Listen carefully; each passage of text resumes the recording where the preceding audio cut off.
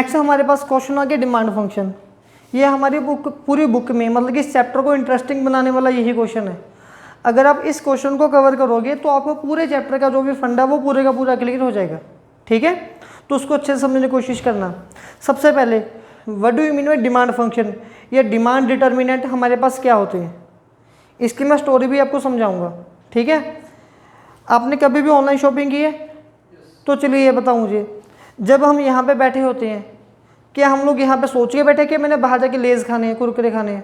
हमने नहीं सोचे हुए। लेकिन जब हम मार्केट में जाएंगे ऑटोमेटिकली हमारा लेज़ की डिमांड करने का मन कर जाता है। वो क्यों करता है? मैंने नहीं सोचा कि मैंने ये शर्ट लेनी है, मैंने शूज़ लेने हैं, वो लेने हैं। ठीक है, तो उनकी एडवर्टाइजमेंट की जाती है। छोटा सा आपको मैं ट्रिक समझाने की कोशिश कर रहा हूँ। आप एक स्नैपडील, कोई भी फ्लिपकार्ट वगैरह कोई भी एक ऐप डाउनलोड कीजिए, उसमें कोई भी प्रोडक्ट के लिए सर्च कीजिए। मान लो आपने कोई भी कंपनी के शूज़ निकाल लिए, उसको ओपन करो, उसका रेट वगैरह चेक करो, अब उसको बंद कर दो, ऐप भी डिलीट कर दो। अगर आप फ़ोन पे कोई भी ऐप चलाओगे, हर एक ऐप पे वही शूज़ बार बार आपके सामने आएंगे। अगर आप बार बार वही ऐप खोलोगे ना तो हर बार आपको वही शूज़ दिखेंगे। एक बार, दो बार, जब 7-8 बार वो दिख जाएंगे फिर आपकी अनख जाएगी और आप बोलोगे यार गुस्से जाके मैं ऑर्डर कर ही देना है, और आप ऑर्डर कर दोगे। आपने ऑर्डर कर दिया, कंपनी ने वो शूज़ सेल कर दी, उनका टारगेट अचीव हो गया।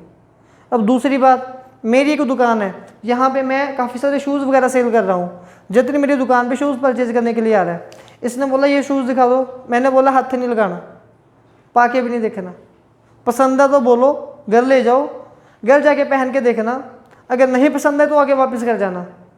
इसका जवाब क्या होगा? मैं बेला थे, मैं कहीं और से ले लूँगा, मेरे पास इतना टाइम नहीं है, पहले घर जाके पहन के देखूँगा, कल तो शादी पे जाना, परसों ये वगैरह वगैरह। मेरी दुकान पे कोई भी बंदा ऐसे शूज़ परचेज नहीं करेगा।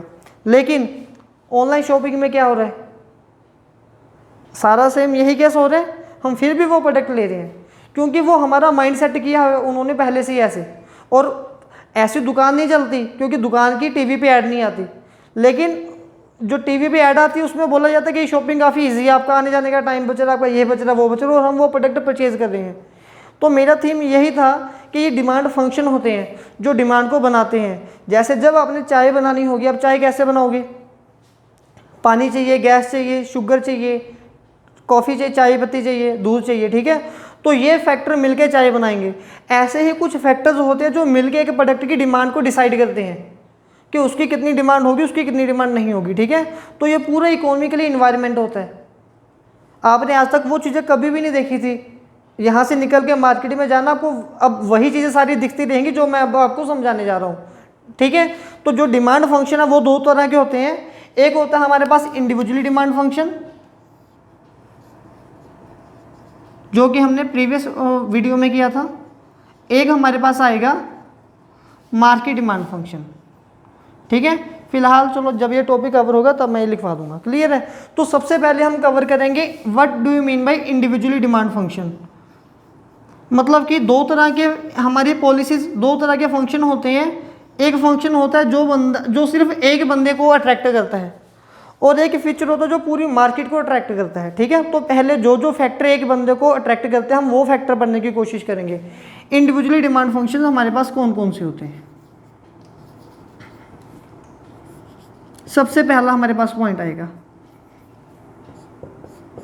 ये है डिमांड फंक्शन। ठीक है, इसकी शॉर्ट फॉर्म भी साथ साथ हमने लर्न करते जानी है। सबसे पहला पॉइंट होता है ऑन प्राइस ऑफ कमोडिटी। अब सपोज कर लो लवन्या +1 में हुई है, इसने अपने पापा को बोला मुझे न्यू मोबाइल फ़ोन ला के दे दो, और इसको मोबाइल शॉप पे ले गए। वहाँ पे काफ़ी सारे शॉप पर मोबाइल फ़ोन पड़े हैं। तो इसका कोई एक सिंपल बेसिक क्वेश्चन होगा दुकान पे आके, क्या होगा कि ये फ़ोन कितने का है। ठीक है, अब इसके पापा ने घर से इसके साथ थोड़ा मतलब कि जो सलाह मशवरा वो ये किया था कि तेनू 20,000 तो रुपया बता था, फ़ोन नहीं ला के देना। अब इसको ये पता कि 20,000 तक का ही फ़ोन मिलेगा, मतलब कि 18, 19, 20, ये 15 का भी ये नहीं लेगी क्योंकि 20 तक का तो बजट बन गया, लेकिन 20, 21 तक भी नहीं जाएंगे। ठीक है, अब इसने दुकान में सबसे पहले क्वेश्चन क्या पूछा कि ये मोबाइल फ़ोन कितने का है। इसको वो फ़ोन देखने में अच्छा लगा होगा, उन्होंने बोला ये फ़ोन जी 45,000 का है। अब क्या ये उस फ़ोन के बारे में कोई सपना देखेगी? बिल्कुल बंद कर दे, क्योंकि जो बजट में है ही नहीं, वो ऑन प्राइस ऑफ कमोडिटीज़ की रेंज से बाहर है, वो तो डेफिनेटली इग्नोर हो गया। अब जो दूसरा फ़ोन है वो इसने पूछा ये कितने, उन्होंने बोला 22,000 का है। वो थोड़ा सा रेंज से बाहर है, उसको इसको लग रहा है कि शायद मेरे फादर एफर्ड कर सकते हैं, तो शायद ये सपना देखना शुरू कर देगी। तो जो 18,000 22,000 के फ़ोन है उनके बारे में ये सोचना शुरू करेगी कि शायद ये फ़ोन मुझे मिल सकते हैं। ठीक है, तो सबसे पहले बच्चे एक ऑन प्राइस ऑफ कमोडिटी होता है जो डिसाइड करता है कि कौन सी टाइप के कस्टमर आपके साथ अट्रैक्ट होंगे। अब जो आईफोन है, आईफोन के साथ स्टूडेंट महकमा जल्दी जल्दी अट्रैक्ट नहीं होना चाहिए था, इंडिया में उल्टा चल रहा है। ठीक है, क्योंकि वो कॉस्टली फ़ोन है, उनको बिजनेस क्लास के लिए फ़ोन बनाए गए थे कि महंगे फ़ोन है, महंगे लोग इसको परचेज करेंगे। समझ रहे हो ना मेरी बात आप लोग? ठीक है, तो ऐसे ये प्राइस होता है जो डिसाइड करता है कि इनके साथ कैसे लोग जुड़ने। अब जैसे मैकडी का बर्गर है, वो बर्गर अगर आपको 50 रुपये का दे रहे हैं, उसकी जो कॉस्ट है वो तो 10-15 रुपये होगी, 50 रुपये कॉस्ट थोड़ा ना है। बाकी के जो 35-40 रुपये हैं वो अपनी मैनेजमेंट का खर्चा निकाल रहे हैं, वो आपके अमीर होने का फ़ायदा उठा रहे हैं। तो जो चाइना वाले बर्गर मिलते हैं हमें, ठीक है, फास्ट फूड बर्गर मिलते हैं लोकल, वो होते हैं स्टूडेंट के लिए, गरीब लोगों के लिए। अगर आपने 10 बर्गर लेके आने हैं तो आप कोशिश करोगे कि मैं स्ट्रीट फूड खाऊं, लेकिन एक फैमिली ने मंगवाने वो बोलेंगे कि अच्छी दुकान से लेके आएंगे। ठीक है, तो सबसे पहला फैक्टर क्या हो गया? On price of commodity. तो ऑन प्राइस ऑफ कमोडिटी को हम लोग रिप्रेजेंट करते हैं पी ऑफ एक्स के साथ। ये पॉइंट क्लियर हो गया? तो चलिए ठीक है, अब मैं एक दूसरी बात आपको समझा रहा हूं। ऑन प्राइस ऑफ कमोडिटी चलो क्लियर हो गया टॉपिक हमारा। अब दूसरा पॉइंट हमारे पास आ गया प्राइस ऑफ रिलेटेड गुड। अब रिलेटेड गुड कौन सी है? मैंने कार लेनी है, ठीक है, मेरे पास भी अच्छे पैसे आ गए, अब मैं कार लेने जा रहा हूँ। जो एक फैक्टर है हमारा, हमारे लिए कार लेना कोई बड़ी बात नहीं है, कोई मुश्किल की बात नहीं है। मुश्किल क्या है? कार के आगे के खर्चों को एफर्ड कर पाना। अब पेट्रोल क्या है? अमिताभ बच्चन का 2014 में एक बयान आया था, 2011-12 में, कि लोग कार तो कैश खरीद लेंगे लेकिन पेट्रोल डलवाने के लिए लोन लेना पड़ेगा। उस टाइम पे पेट्रोल महंगा हो रहा था, 85-80 रुपये, आज तो 100 के आसपास है। ठीक है, तो अभी मतलब क्या है कि हम लोग गाड़ी तो ले लेते हैं, लेकिन जो उसका डेली का खर्चा वो हम लोगों से कई बार कंप्लीट नहीं हो पाता। ठीक है, तो ऐसे कभी कभार अगर आप एक कार पर, अब 2 कारें हैं, एक कार का रेट है 10 लाख रुपए, काफ़ी अच्छी है, दूसरी कार का रेट है 12 लाख रुपए। जो 10 लाख वाली है वो पेट्रोल पे है, जो 12 लाख वाली है वो डीजल पे है। अब मान लो डीजल का रेट है इंडिया में 60 रुपये, सपोज कर लो, पेट्रोल है 100 रुपये का। ठीक है, तो सोचने में लगेगा कि 10 लाख वाली कार परचेज करनी चाहिए, लेकिन वो पेट्रोल पे, पेट्रोल आगे काफ़ी कॉस्टली, उससे जो रिलेटेड प्रोडक्ट है। ठीक है, तो हम डीजल वाली कार नहीं लेंगे, हम पेट्रोल वाली कार नहीं लेंगे, हम डीजल वाली कार लेंगे। पॉइंट समझ में आ गया? तो रिलेटेड गुड कैसे होते हैं, अब इसको हमने हमारे नोट्स के हिसाब से कवर करना है। अब रिलेटेड गुड 2 तरह की होती हैं। 2 तरह की गुड कौन सी होती है? एक गुड हमारे पास होती है substitute good.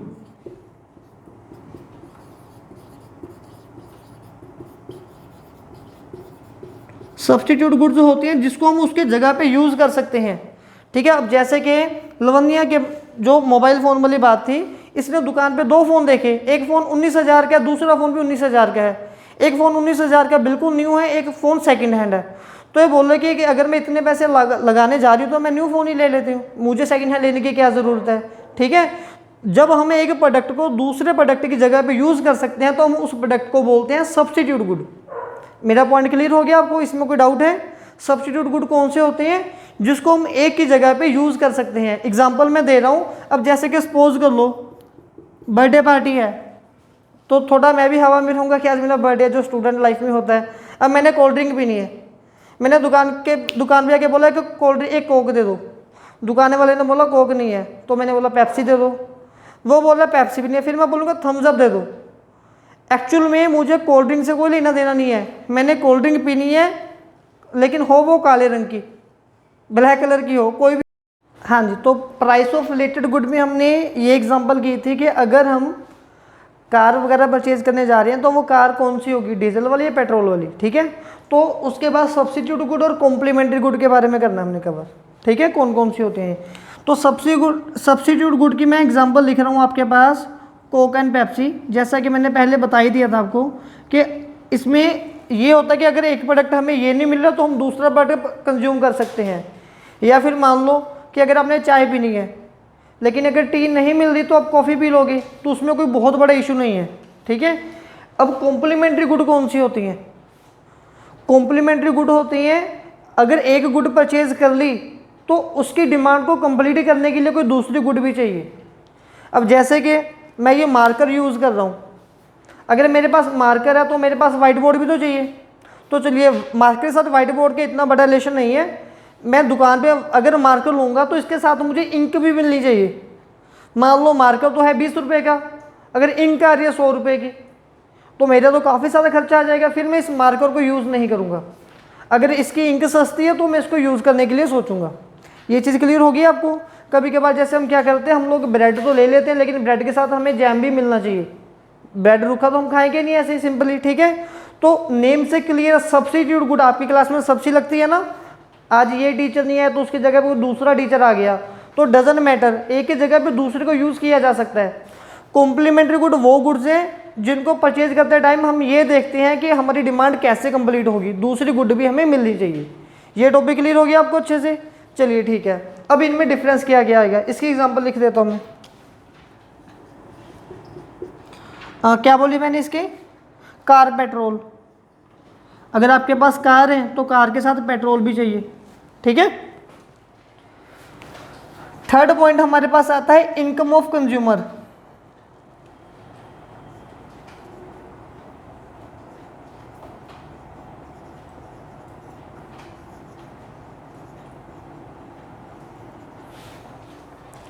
On price of commodity को हमने लिखा था पी ऑफ एक्स के साथ, प्राइस ऑफ रिलेटेड गुड को हम लोग लिखेंगे पी ऑफ आर के साथ, प्राइस ऑफ रिलेटेड गुड, ठीक है। थर्ड पॉइंट मेरे पास आ गया इनकम ऑफ कंज्यूमर। हम इकोनॉमिक्स में इनकम को वाई के साथ रिप्रेजेंट करते हैं, ठीक है। अब इनकम स्टार्ट तो आई से हो रहा है लेकिन लिखने इसको वाई के साथ है, ठीक है। तो चलिए अब यहाँ पे कभी कभार क्वेश्चन ये भी बन के आ जाएगा कि सब्स्टिट्यूट गुड और कॉम्प्लीमेंट गुड में डिफरेंस बताइए।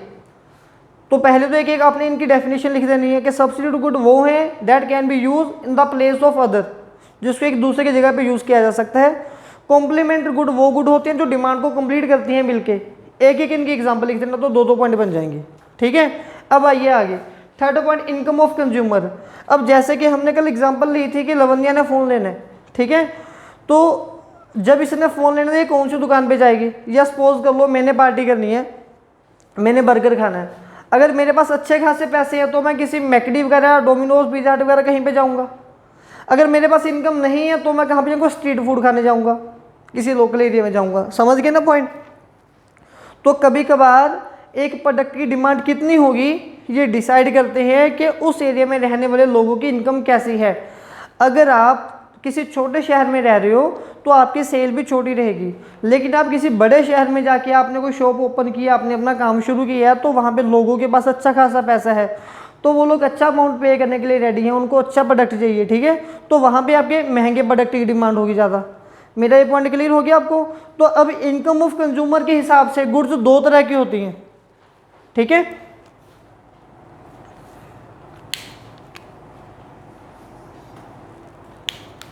एक हमारे पास होते हैं नॉर्मल गुड्स,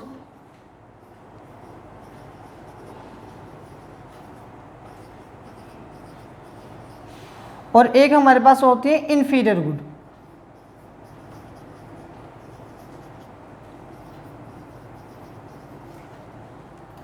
अभी ये जो नॉर्मल गुड्स हैं हमारे पास, नॉर्मल गुड हम नॉर्मल गुड को नहीं बोलेंगे, ठीक है। ये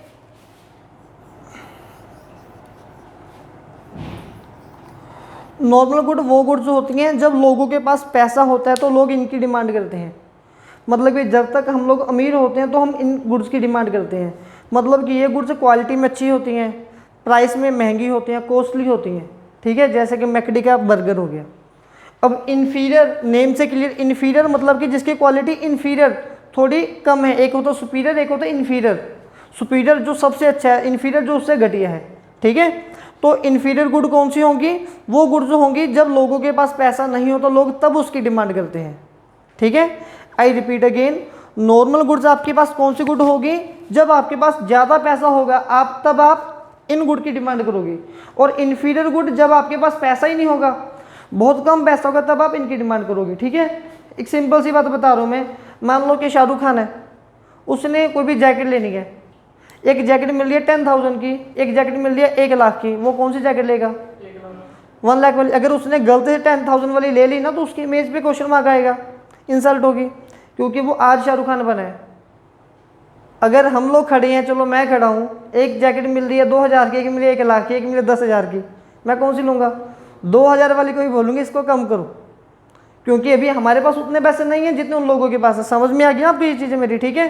तो इन्फीरियर गुड बच्चे वो क्वालिटी गुड्स हैं जब लोगों के पास पैसा नहीं होता तब लोग इनकी डिमांड करते हैं, जब लोगों के पास पैसा आ जाता है फिर वो नॉर्मल गुड की डिमांड करते हैं, ठीक है? इसमें भी डिफरेंस आ जाता है, आपकी बुक में अच्छा खासा डिफरेंस दिया हो उसको आपने कवर कर लेना, ठीक है? नेक्स्ट पॉइंट 4th हमारे पास बन के आता है, ये डिफरेंस है जो इनका मैं बाद में सेपरेटली करवा भी दूंगा अच्छे से। फैशन या फ्यूचर एक्सपेक्टेशंस, फैशन लिख देते हैं हम। अब एक छोटी सी एक्टिविटी समझना, मान लो मेरी रेडीमेड कपड़ों की दुकान है, मैं अपनी दुकान पे शर्ट सेल कर रहा हूँ और मैंने एक बार दुकान पे जाके 200 शर्ट ला के रख ली, ठीक है? जब ही मेरी दुकान पे शर्ट लेने आया, इसको मैंने 10 शर्टें दिखाई और 10 में से 2 परचेज करके लेके चला गया, इसका मतलब 2 अच्छी हैं, बाकी की 8 शर्ट रिमेनिंग जो है वो अच्छी नहीं है। अगर वो शर्ट अच्छी नहीं है मतलब किसी को भी नहीं वो परचेज करनी चाहिए। समझ में आ गई ना मेरी बात? अगर इसने रिजेक्ट कर दी, इसने तभी रिजेक्ट की ना कि वो अच्छी नहीं है, तो सबको रिजेक्ट करनी चाहिए। लेकिन क्या ऐसा होगा कि मेरी दुकान में वो 8 शर्ट बिकेंगी नहीं, सारी शर्टें बिक जाएंगी? इसका रीज़न क्या? इसका रीज़न है कि इंडिविजुअली डिफरेंसेस ऑलवेज देयर, हमारे सबके इंडिविजुअल डिफरेंस होते हैं। कभी कभार जो चीज़ मुझे बहुत अच्छी लग रही है आपको वो बिल्कुल अच्छी नहीं लगेगी। आप अपने साथ और अपने पेरेंट्स की सोच का थोड़ा बहुत देखना, ये जनरेशन गैप है। जब आपने शर्ट वगैरह लेनी है, कोई पैंट जीन परचेज करनी है, आप बोलोगे मुझे बेल बटन चाहिए, कुछ ऐसा चाहिए, और आपके फादर बोलेंगे क्या तुम लोग पहन रहे हो, बिल्कुल अच्छे नहीं लगते, भी नहीं लगते, है ना? तो मतलब कि कभी कभार जब किसी प्रोडक्ट का फैशन चल रहा होता है तो उस टाइम पे ये कोई भी थ्योरी काम नहीं आती, बस सिंपल सा फैशन काम आ जाता है, ठीक है? आज जो शर्ट मैंने पहनी हुई है, जो कपड़े आप लोगों ने पहने हुए हैं, आजकल इनका फैशन है, तो ये मेरी फेवरेट शर्ट है। आज से 3 साल बाद मैं ये कपड़े नहीं पहनूंगा, आप ये कपड़े नहीं पहनोगे, क्यों? क्योंकि ये जो फैशन है ये ट्रेंड पुराना हो जाएगा, ठीक है? तो कभी कभार फैशन भी डिसाइड करता है कि आपके प्रोडक्ट की डिमांड होगी या फिर नहीं होगी। ये पॉइंट क्लियर है? चलिए, काफ़ी सिंपल पॉइंट है ना? इसको हम लिखेंगे यहाँ पे फैशन एफ के साथ। अब जो नेक्स्ट पॉइंट है वो है थोड़ा इंपॉर्टेंट,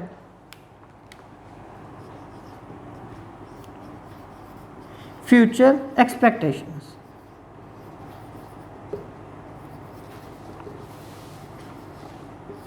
कभी कभार क्या होता है कि हमें किसी प्रोडक्ट को लेकर हमें ये उम्मीद रहती है कि ये प्रोडक्ट फ्यूचर में सस्ता होगा, तो हम उसकी डिमांड कब करेंगे? फ्यूचर में। कभी कभार ये होता है कि ये प्रोडक्ट आज सस्ता है, फ्यूचर में महंगा हो जाएगा, तो हम उसकी डिमांड कब करते हैं? आज ही कर लेंगे, ठीक है? 2 एग्जाम्पल समझा रहा हूँ। अभी तो चलो आजकल ये नहीं हो रहा, जब मैं अपनी +2 क्लास में था तो उस टाइम पे ना टीवी पे एक न्यूज़ आती थी कि कल से पेट्रोल 2 रुपये महंगा हो जाएगा, और आई स्वेयर ये मैंने टीवी पे खुद देखा हुआ है कि मीडिया वाला कोई ना कोई बंदा पेट्रोल पंप पे पहुंच जाता था और उसने बोलना कि देखो जी पेट्रोल पंप के ऊपर भीड़ लगी हुई है, मेला लगा हुआ है, और लोगों का इंटरव्यू लेना क्या, और आप यहाँ पे क्यों आए हो? उसके हाथ में 1-2 बर्तन पकड़े हुए हैं, कैनी वगैरह पकड़ी हुई है, बोले टैंकी फुल करवाने आए हैं, कल से 2 रुपये महंगा होने जा रहा है पेट्रोल। तो मतलब कि उस टाइम पे ये कॉमन सेंस मेरे में भी थी, लेकिन हमारे इंडिया में ये नहीं है। मैंने उनसे सोचा आपकी बाइक में कितने लीटर पेट्रोल आ जाएगा? चलिए मान लो 10 लीटर पेट्रोल आ जाएगा, तो टैंकी फुल करवा ली, कितने पैसे बचाए? 20 रुपये ओनली। वैसे हम पैसे नहीं खर्चते, और जब आपने टैंकी फुल करवा ली ना तो आप 2-3 लीटर पेट्रोल एक्स्ट्रा वेस्ट कर दोगे घूम घूम के, दोस्तों के पास जाओगे, आ जाए यार टैंकी फुल है, यहाँ पे चलते हैं वहाँ पे चलते हैं। मेरा पॉइंट समझ रहे हो? थीम जो क्या था, ठीक है? तो लेकिन उस टाइम पे लोग क्या सोचते थे कि कल से पेट्रोल महंगा होगा, आज ही पेट्रोल की डिमांड कर लो। या फिर हमारे इंडिया में आईफोन, जब फॉरेन में आईफोन पुराना हो जाता है, इंडिया में वो न्यू होता है। एक आईफोन का मॉडल है वो 1 लाख रुपए का लॉन्च हुआ है।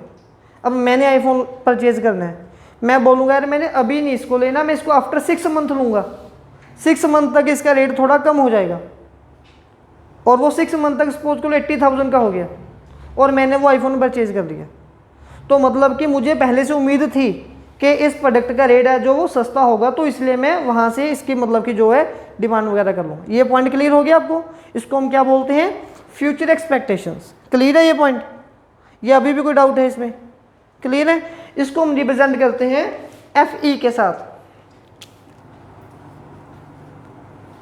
तो ये जो पॉइंट हमने बच्चे पढ़े हैं, ये जो 5 पॉइंट हैं, ये इंडिविजुअली डिमांड को डिसाइड करते हैं। ये मतलब कि एक दुकान के लिए एक कस्टमर अट्रैक्ट करने के काम आते हैं। अभी इसके बाद हमने ये भी देखना है कि पूरी मार्केट डिमांड कैसे डिसाइड होती है, कैसे पता चलता है कि एक दुकान के ऊपर ज़्यादा कस्टमर आएंगे। अब जैसे हम कल ही वॉक करने के लिए जा रहे थे, मेरे ब्रदर ने बोला यहीं पे हमारे घर के पास एक मोबाइल शॉप है, उसने बोला ये मोबाइल वाले देखो लाइट ऑफ करनी भूल गए, इनकी लाइटिंग चल रही है पूरी रात। तो मैंने उनको बताया ये लाइटिंग भूले नहीं है, वो लाइटिंग जानबूझ के चला कर गए हैं। वो बोले क्यों? मैंने बोला ये उनकी ऐड हो रही है दुकान की। और वो हंसने लगे, रात को कौन सी ऐड है? मैंने उनसे पूछा कि आप अपनी वाइफ से पूछो कि अगर आपने न्यू फ़ोन लेना आप कौन सी दुकान से लोगे? उन्होंने इमीडिएटली बोल दी इसी दुकान से लूँगी, क्योंकि वो दुकान काफ़ी अच्छी लग रही है, न्यू उन्होंने दुकान बनाई है, काफ़ी अच्छी डिज़ाइनिंग है। तो फ़ोन तो वैसे ही है, लेकिन हम बिल्डिंग से अट्रैक्ट होंगे। तो मार्केट को अट्रैक्ट करने के लिए पहले की बिल्डिंग डिसाइड होती है, ठीक है। अब आपने कौन सी दुकान से क्या खाना है वो तो दुकान के अंदर जाके पता चलेगा। पहले आप ये बताओ क्या दुकान के अंदर जाने के लिए रेडी हो या नहीं हो? रेडी हो, अगर अंदर हो तो मार्केट डिमांड बन रही है, मार्केट डिमांड ऐसे डिज़ाइन हो रही है, ठीक है। अब बाकी के कुछ पॉइंट अगर हम लोग पढ़ेंगे तो वो हम पढ़ेंगे मार्केट डिमांड के लिए कौन कौन से होते हैं। वेरी फर्स्ट पॉइंट हमारे पास आएगा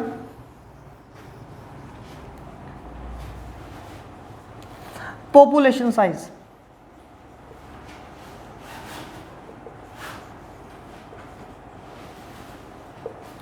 ठीक है, इसमें मैं लिख देता हूं जो मार्केट हमारी मार्केट वाले फंक्शन है ब्लू मार्कर के साथ, ठीक है। पॉपुलेशन को हम डिनोट करते हैं नंबर ऑफ पीपल के साथ, मतलब ये n के साथ। मैथ में भी n को नंबर को डोनेट करता है, ठीक है। देखिए हमारी पंजाबी में कहावत है कि मार्केट में अगर आप मिट्टी बेचोगे वो भी बिक जाएगी, क्योंकि वहाँ पे बहुत सारे लोग घूमने फिरने के लिए आते हैं। मैंने एक शॉप खोलनी है अपनी, ठीक है, और वो मैं शॉप किसी विलेज के बिल्कुल लास्ट में जाके ओपन कर रहा हूँ। और मेरे कंपैरिजन मेरे ब्रदर ने एक शॉप ओपन की है शहर के बिल्कुल बीचों बीच मार्केट में। किसके पास कस्टमर ज़्यादा आएंगे? ब्रदर के पास। मेरे पास तो आएंगे ही नहीं। रीज़न क्या है? चाहे क्वालिटी मेरे पास कितनी भी अच्छी हो, पहली बात तो विलेज में कितने लोग रह रहे हैं? 100-200 लोग रह रहे होंगे, डेली तो मेरे से प्रोडक्ट परचेज करेंगे नहीं। अगर वो कर भी रहे हैं पता नहीं मेरे से खुश होंगे या नहीं होंगे।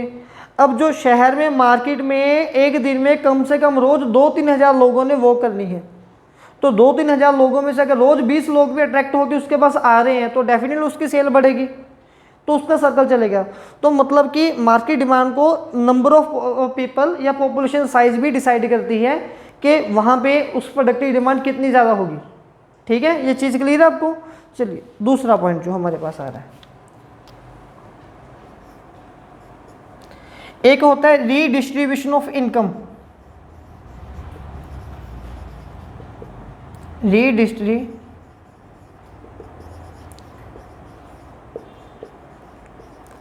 अब ये पॉइंट इसके बाद मैं +2 में पूछूंगा आपसे, ठीक है, उस टाइम पे आपने इसका आंसर देना है। अभी मैं अच्छे से समझा रहा हूँ। What do mean by redistribution of income? हम हमारी गवर्नमेंट को टैक्स दे रहे हैं। हम क्यों टैक्स देते हैं? अगर मैंने कोको कोला पीना है तो उसके ऊपर 2 रुपये टैक्स मैं पे कर रहा हूँ। तो मुझे सरकार ने एक बार मेरा कान पकड़ के अच्छे से समझाया कि तुम अच्छे घर से हो, तुम कोको कोला पीने की ख्वाहिशें रख रहे हो, पी भी रहे हो, तुम्हें नहीं लगता कि किसी गरीब बच्चों को पानी पीना चाहिए?